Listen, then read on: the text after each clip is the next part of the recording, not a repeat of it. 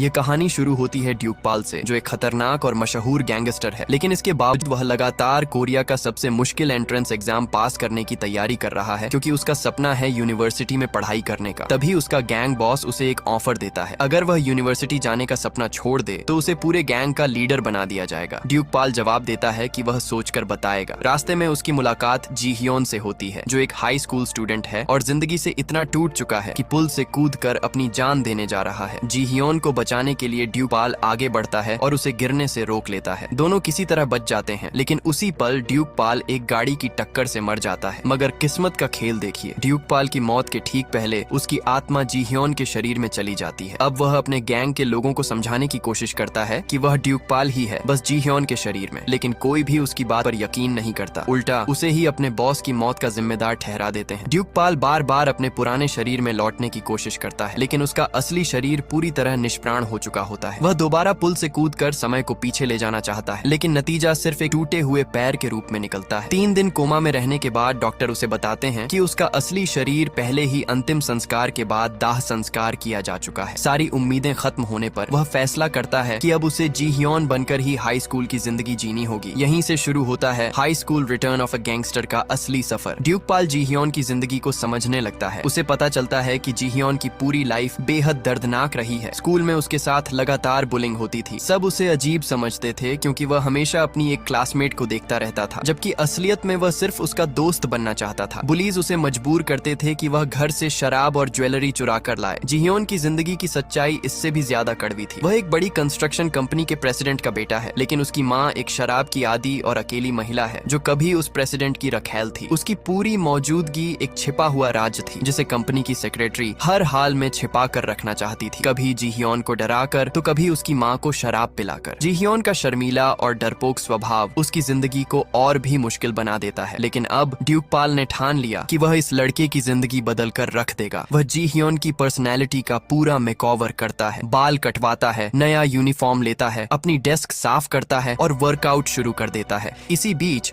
जब वह किताबें खरीदने जाता है तो उसकी मुलाकात सेग्योंग से होती है, जो उसका क्लासमेट है, लेकिन जी हियोन का पुराना लुक इतना उदास और अलग था कि सेग्योंग नए जी हियोन को पहचान ही नहीं पाता। धीरे धीरे ड्यूक पाल और सेग्योंग अच्छे दोस्त बनने लगते हैं और सेग्योंग उसके साथ काफी फ्रेंडली हो जाता है। लेकिन जैसे ही क्लास का पहला दिन शुरू होता है, ड्यूक पाल नोटिस करता है कि जी हियोन हमेशा अपने असली हालात सबसे छिपाता था। वह इतना अमीर होने के बावजूद अपने ड्राइवर से कहता था कि उसे स्कूल से कुछ ब्लॉक पहले ही उतार दे, ताकि किसी को पता न चले कि वह अमीर है। ड्यूक पाल सोचता है कि अब यह सब बदलना पड़ेगा। स्कूल में वह टीचर्स के साथ इज्जत से पेश आता है